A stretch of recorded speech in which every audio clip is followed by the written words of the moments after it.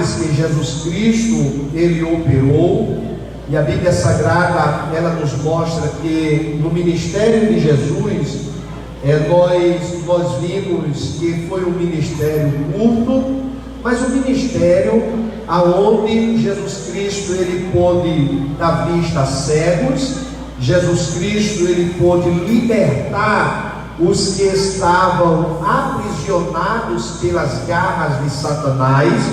Podemos observar que Jesus Cristo ele curou leprosos. Uma certa feita Jesus Cristo ele chegou e se aproximaram dele 10 leprosos, e Jesus Cristo mandou se lavar no tanque de Siloé, e todos eles ficaram curados, embora que só um voltou para agradecer. Então nós observamos e nós vimos que no ministério, o ministério de Jesus foi um ministério brilhante, maravilhoso, frutífero, e nós observamos em que o que Jesus Cristo, o trabalho que Jesus Cristo fez, concluindo assim o plano da salvação, foi um trabalho doloroso, porque ele se colocou na posição do Cordeiro de Deus, e nós observamos que entregou a sua vida para nos restaurar, para nos conduzir novamente à presença do Pai. Então, um ministério brilhante. Observamos que Mateus, Marcos, Lucas, João, ele traz exatamente esses fatos maravilhosos, e nós encontramos em que, se fosse registrar todos os milagres de Jesus, não caberia no livro para nós conduzirmos. Mas observamos que tanto Mateus como Marcos e Lucas, ele traz a narrativa, Lucas ele traz uma narrativa sobre esse milagre maravilhoso que Jesus Cristo operou. Observamos em que um certo príncipe da sinagoga chamado Jairo, ele estava com a sua filha enferma, e nós observamos que ele creu no Senhor Jesus, e ele recorre agora ao Senhor Jesus Cristo e consegue chegar à presença de Jesus. E lá ele diz: olha, Senhor, a minha filha está moribunda, está prestes à morte, e eu gostaria que tu fosse na minha casa e eu fizesse oração por ela, para que a sua saúde possa ser restaurada. E Jesus Cristo se disponibilizou a ir na casa desse príncipe da sinagoga. Que coisa maravilhosa! A Bíblia Sagrada nos diz que aonde Jesus Cristo estava, a multidão acompanhava. Então, no meio daquela multidão, nos mostra aqui em que uma mulher que sofria 12 anos de um fluxo de sangue, de uma enfermidade que nenhum médico pôde curar, o seu dinheiro não pôde trazer a saúde para ela, e a Bíblia Sagrada nos diz que ela ouviu falar de Jesus, e ela não perdeu a oportunidade, ela correu, rompeu a multidão, mesmo estando num lugar impróprio, porque era considerada como uma mulher imunda, mas ela não quis perder a oportunidade, e correu à presença de Jesus, e disse: eu não quero falar com Jesus. Jairo falou com Jesus, Jesus Cristo está aí na casa de Jairo, mas se eu tocar na orla do vestido de Jesus, eu creio que eu vou ficar curada. E ela foi, rompeu a multidão, tocou, e a Bíblia Sagrada nos diz que imediatamente ela ficou curada.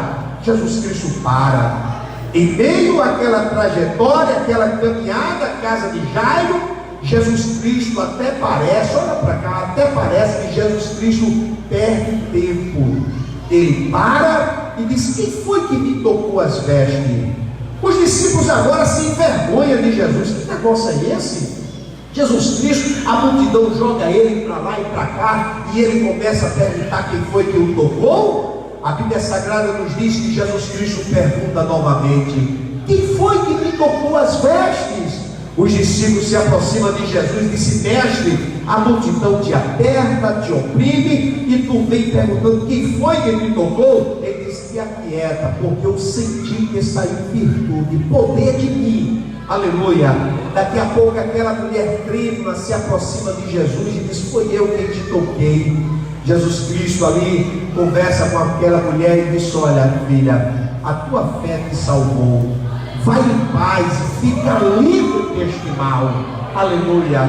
E nós observamos que quando Jesus Cristo está exatamente ministrando para aquela mulher a cura, observamos que chega um mensageiro e não diz a Jesus, mas diz a Jairo, diz: olha, Jairo, não precisa chamar Jesus, porque a tua filha chegou a óbito, a tua filha morreu, não tem mais esperança para ela.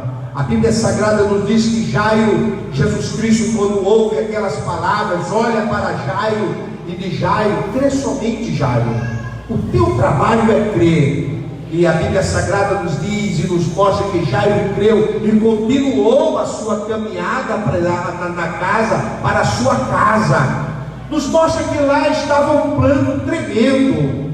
É normal, morreu uma jovem, uma menina que tinha toda uma vida pela frente. Morreu uma menina que, quem sabe, pelos investimentos que o seu pai ia fazer, ela poderia ser uma pessoa de importância, de grande importância na sociedade, emprestar o seu serviço pela boa educação e pelos estudos que ela ia receber. A Bíblia Sagrada nos diz que o povo estava chorando. E Jairo, ele chega, Jesus Cristo chega, olha o povo chorando e diz: olha, não precisa chorar. O povo olha para Jesus: não precisa chorar? A menina morreu. Aí Jesus Cristo diz: não, ela não morreu, ela está dormindo. Em vez do choro, agora vem o riso, a zombaria. Eles riem de Jesus. Se você ler lá em Marcos vai dizer que Jesus Cristo pegou o povo e colocou para fora da casa de Jairo. E quando Jesus Cristo ele põe o povo para fora, mas a casa não era de Jesus. Mas eu aprendo que quando Jesus Cristo chega e quando nós convidamos Jesus para a nossa casa, Ele é quem manda na nossa casa. Ele é o Senhor, aleluia. E como Senhor, Ele tem o controle de todas as coisas. Coloca para fora, segundo Marcos nos diz, bota para fora, entra somente Pedro, Tiago, João, o pai e a mãe da menina, e eles entram, e Jesus Cristo chega para aquela menina e diz: Talita cumi, menina, levanta. Aí Lucas diz: e o Espírito voltou para aquela menina, e Jesus Cristo, tomando pela mão, disse: dá de comer a ela, porque ela está com fome. Glória a Deus. Essa mensagem aqui, quem sabe, você já ouviu tantas vezes. Pelo menos eu aqui já preguei já várias noites sobre essa mensagem. Eu falei já de uma mulher que estava perdendo o que não queria perder, estava perdendo a sua vida. Eu já falei aqui de um homem importante que se dobra à autoridade de Jesus. E quando foi hoje pela manhã, eu estava pensando já no trabalho de hoje à noite, e disse: Deus, o que é que eu vou falar para a tua igreja? E quando eu vi essa passagem, eu fiz uma pesquisa em um comentarista bíblico, que se chama John Charles Riley, é o inglês, e Riley ele nos traz uma visão maravilhosa, e é dentro dessa visão desse escritor que eu gostaria de passar uma mensagem para os amados irmãos nessa noite. Eu narrei exatamente o que Lucas narrou, que nós já conhecemos, mas vamos ver aqui o que é que Deus ele tem reservado para cada um de nós. Eu quero falar aqui 3 pontos importantes para a nossa vida espiritual. Escuta só, e eu vou falar de pontos em que talvez você diga assim: por que eu vim hoje para a igreja? Mas eu quero falar de algo sincero, como sempre temos falado. Eu quero falar de algo atual e algo em que nos espanta. Por que, pastor Abimael? Porque nós observamos que quando nós nos deparamos com essa passagem bíblica, podemos aprender que quão universal e quão terrível é o domínio da morte sobre a vida do ser humano. Eu quero falar exatamente sobre essa verdade que nós muitas vezes não queremos enfrentar. Eu quero falar sobre essa verdade que muitas vezes ficamos aterrorizados.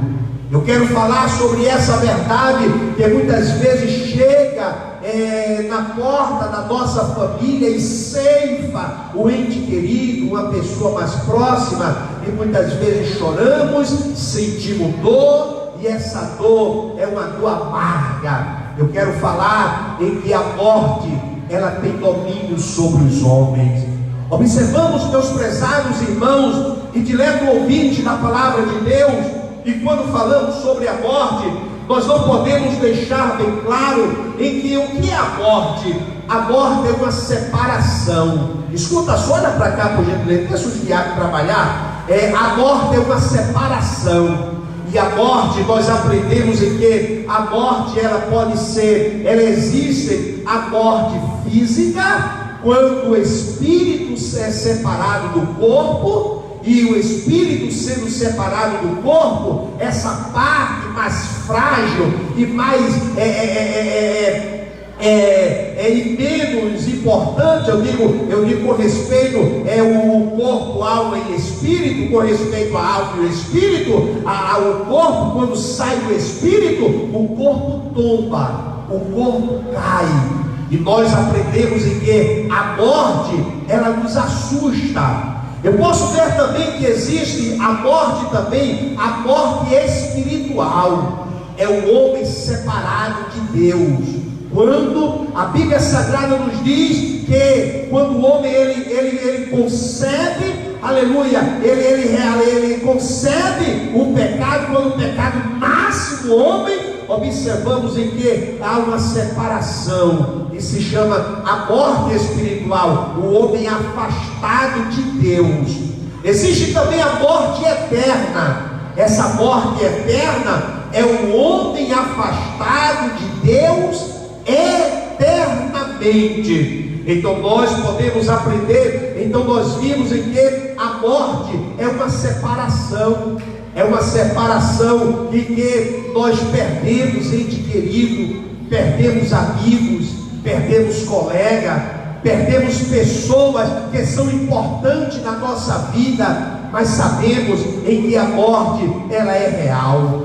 Podemos observar que quando Jairo, ele ia tão animado, acompanhando Jesus, conduzindo Jesus à sua casa, e parece que Jesus ali perde tempo, e quando Jesus Cristo, ele ministra ali, por completo a cura sobre aquela mulher, a Bíblia Sagrada nos diz em que chega o mensageiro e diz: olha, não precisa chamar mais Jesus, porque a morte já ceifou a tua filha. Se você for observar no ministério de Jesus, nós vimos em que a morte ceifou a vida do seu grande amigo Lázaro. A morte também ceifou a vida de um jovem, de um filho de estimação, de uma mulher que já tinha perdido o marido, que era da cidade de Naim. E quando aquela mulher ia para sepultar o seu filho, observamos que Jesus Cristo se apresenta. E nós observamos aqui outro fato aqui, é quando a morte ceifa o filho daquele homem tão importante, a filha daquele homem tão importante. Se nós observarmos, eu creio que Jesus Cristo operou outros milagres, outras ressurreições, mas nós vimos registrado essas três ressurreições. Observamos o filho da viúva de Naim, Lázaro, um grande amigo de Jesus, e a filha deste homem que era tão importante dentro da sociedade. Verdade é que quando Jairo ele recebe a mensagem: a tua filha já morreu, Essa mensagem, amado, da morte, que a morte ceifou um ente querido, que a morte ceifou um amigo, que a morte ceifou um colega, é uma mensagem que traz amargura, é uma mensagem que traz tristeza, é uma mensagem que traz angústia, é uma mensagem que nos incomoda. Quer ver o seguinte? Aleluia! Quantos aqui neste ano de 2019 já pensou sobre essa realidade? Isso é real. A morte um dia vai chegar em nossa porta. A morte um dia vai chegar para nós, porque ela domina, ela tem o poder sobre os homens. E não adianta, por melhor que seja o médico, por mais famoso que o médico seja, mas quando a morte chega, observamos que ela ceifa aquele a que ela veio buscar. O que eu aprendo também é que a morte, ela pode chegar para o rico, ela chega para o rico. Eu aprendo, eu vejo também essa realidade, que a morte ela chega para o pobre. Realidade é que a morte ela chega para o jovem, e não esquece também de ceifar o ancião. Verdade é que a morte ela chega para o famoso. A morte ela chega para o galã, o Dom Juan. A morte ela chega para o bonitão. A morte ela chega para aquele que se acha tão forte, aquele que se acha tão poderoso. A morte chega também para ele. Então o que eu quero dizer, o que eu quero trazer, a morte ela chega, que é real. A morte ceifa, e quando ela chega, ela não diz: com licença, eu posso lhe levar. Quando ela chega, ela não diz: com licença, reverendíssimo. Não, senhor, a morte não chega prestando confidência a ninguém. A morte ela chega para o filho do rico. A morte ela chega para o filho do pobre. A morte ela chega para aquele em que tem muito dinheiro, em que a sua poupança está muito gorda, tem muito dinheiro lá no banco, mas a morte chega para aquele também que está estendendo a mão e dizendo: dá-me algo para comer, porque olha para cá, esta é uma realidade. Muitas vezes nós queremos pensar na família de alguém que pode morrer, e tem muitos que se acham tão espiritual e começa agora a jogar praga, dizendo que A vai morrer, B vai morrer, e se esquece que a morte também pode chegar para si mesmo.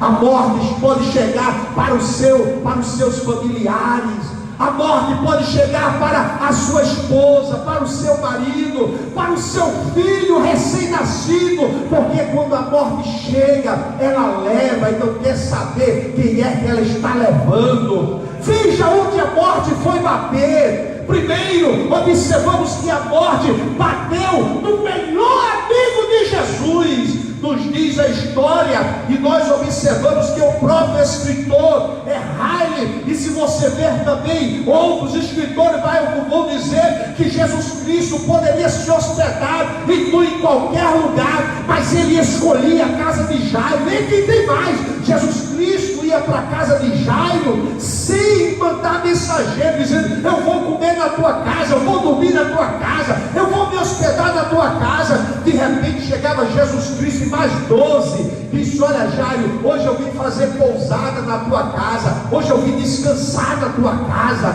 e vai agora Marta, Maria, tem que preparar uma comida, não somente para Jesus, mas para os discípulos de Jesus. Nos diz a palavra de Deus que Lázaro era amigo de Jesus, mas mesmo assim a morte levou o amigo de Jesus.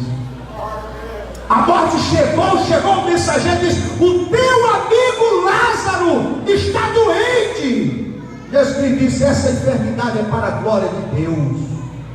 De repente chega outro mensageiro e disse: o teu amigo Lázaro morreu, era amigo de Jesus. E a morte mesmo assim chegou e levou o amigo de Jesus. A morte chegou para uma mulher e não teve pena dela, para uma viúva, e essa viúva estimava o seu filho. Quem sabe dizer: o meu filho vai ser o meu orgulho, vai ser exatamente, vai aqui representar o seu pai. A morte não teve pena daquela viúva, chegou, pegou o seu filho e tirou a vida do seu filho, ceifou o seu filho. E agora, depois que morre, sabe o que é que tem que fazer? Levar para o cemitério. Por mais famoso que seja, por mais dinheiro que tenha, por mais amigo que seja de Jesus, tem que ser sepultado quando a morte chega. A Bíblia Sagrada nos diz que ela não respeitou o amigo de Jesus. A Bíblia Sagrada nos diz que ela não respeitou, não teve pena daquela viúva. E a Bíblia Sagrada nos diz que ela não quis saber de quem era aquela menina. Aquela menina era filha do chefe da sinagoga. A morte chegou e levou aquela menina. Muitas vezes pensamos em tanta coisa. Muitas vezes pensamos em ganhar muito dinheiro. Isso é rir, pastor Rafael? Não. Muitas vezes pensamos em fazer vários passeios. Isso é rir, pastor Rafael? Não. E é necessário.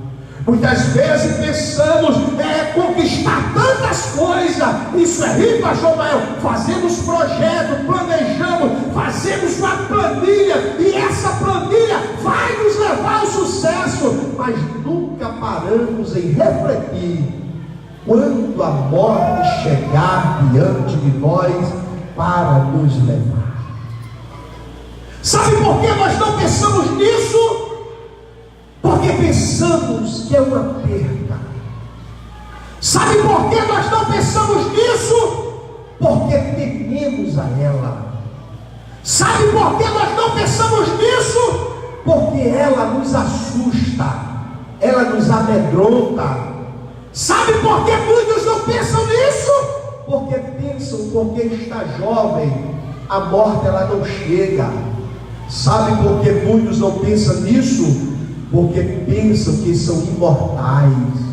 Mas a morte, ela tem um domínio sobre todos os seres humanos. É isso que eu aprendo aqui nesta palavra.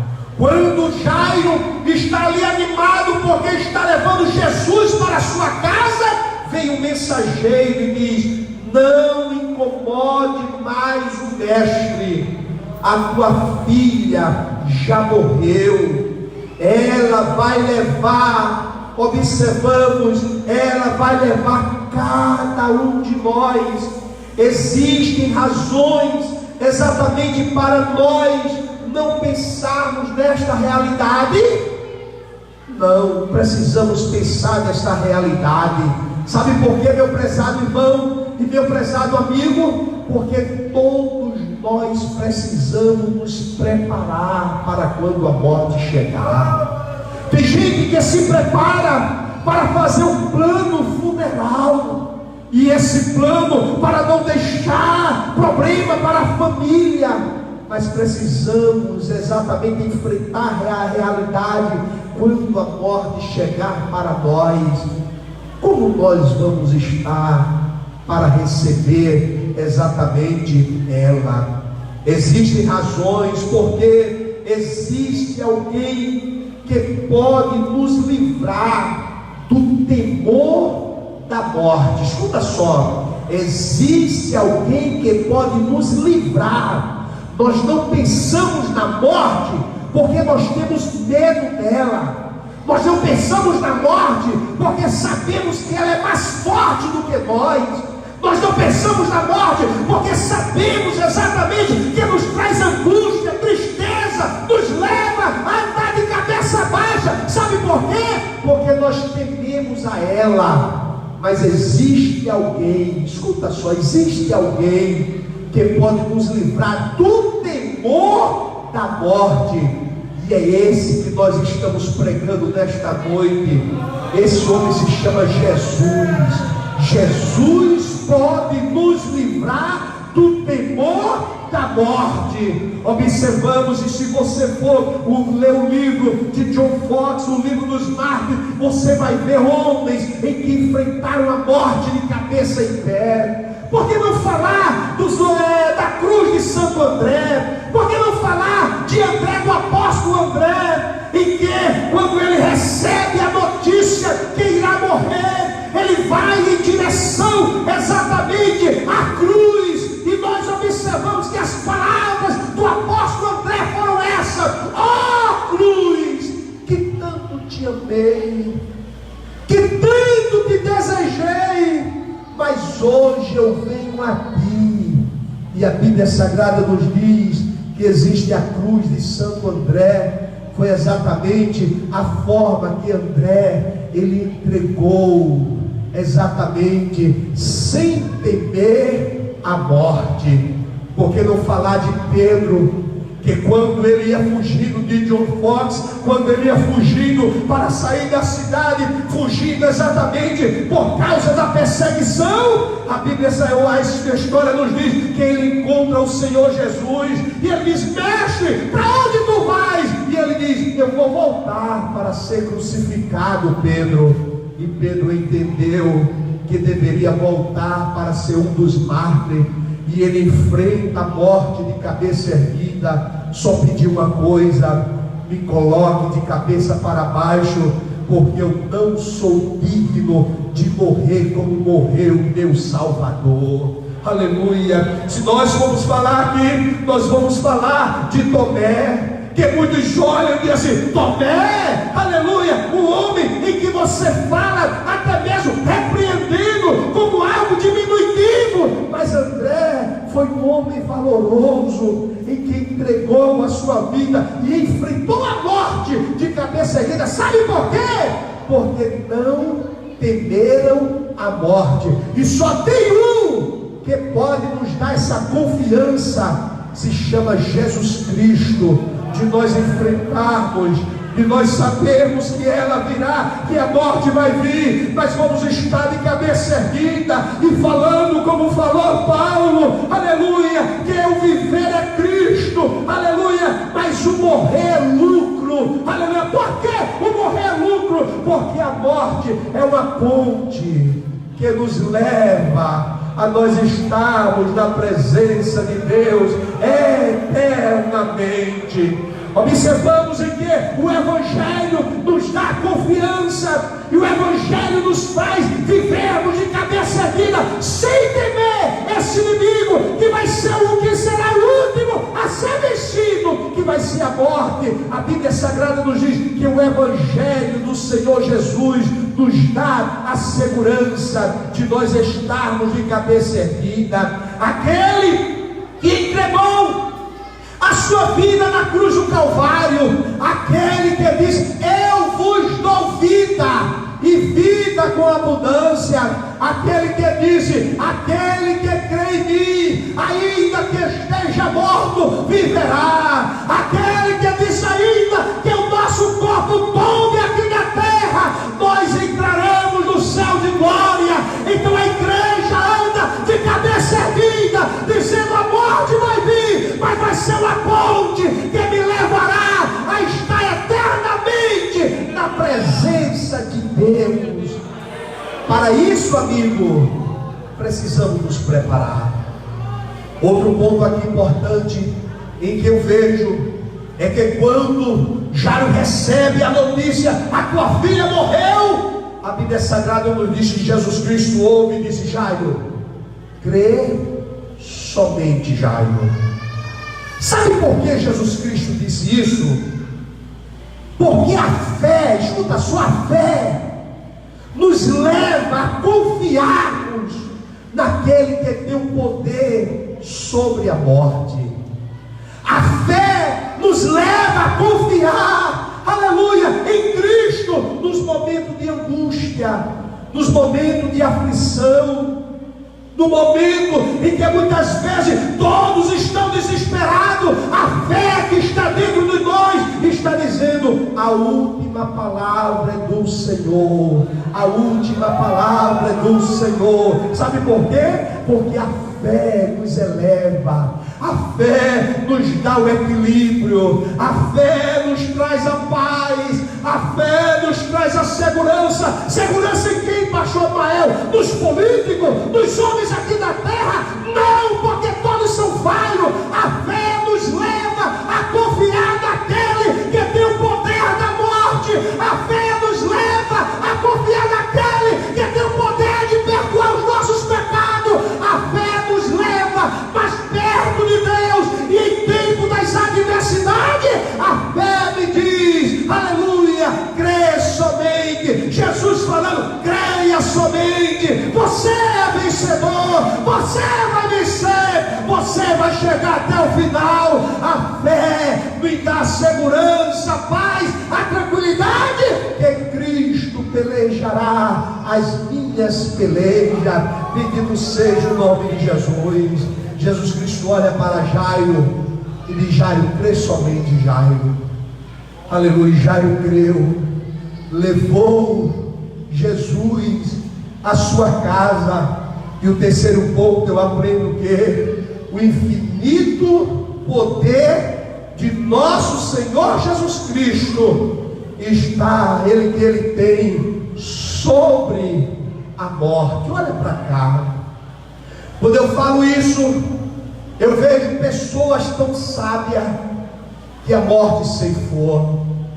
Por que não falar de Salomão, o homem mais sábio do mundo?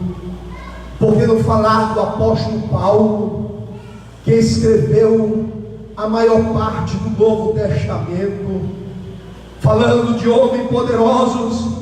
Houve um homem, quando nós saímos no ano de 1985, quando saímos do regime militar, ele assume, ele ganha a eleição, mas ele não assume o poder, porque a morte o ceifou. O grande líder Tancredo Neves. E por que não falar de um socialista chamado Leonel Brizola, em que a morte também o ceifou? Por que não falar de homem rico como o doutor João Santos, que não conseguiu vencer a morte? Como falar de doutor José Alencar, que a morte também o ceifou? E homens em que deixam os outros aterrorizados, como o terrorista Bin Laden. A morte ele não conseguiu livrar a morte, e nem tampouco o grande traficante Pablo Escobar também não conseguiu vencer a morte. Por que não falar de grandes homens religiosos como Charles Taze Russell?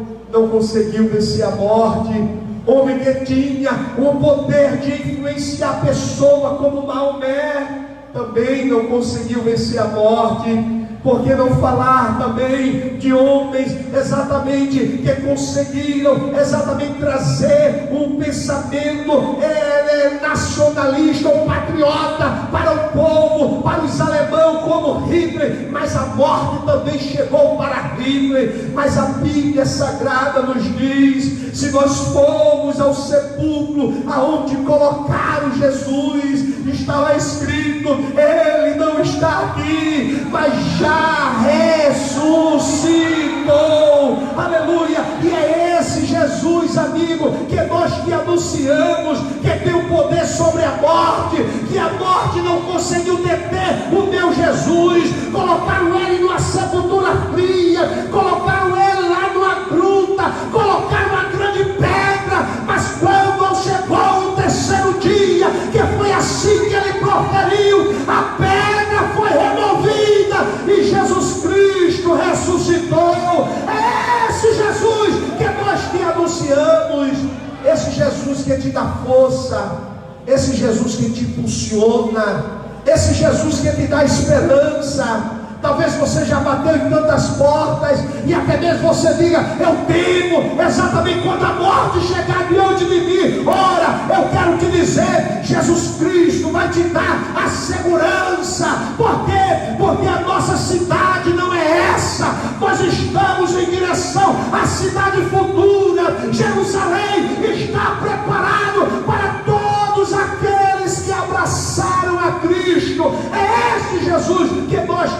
anunciamos o Jesus que tem o poder sobre a morte. O homem não tem, o homem é dominado pela morte, o homem teme a morte, mas Jesus venceu a morte.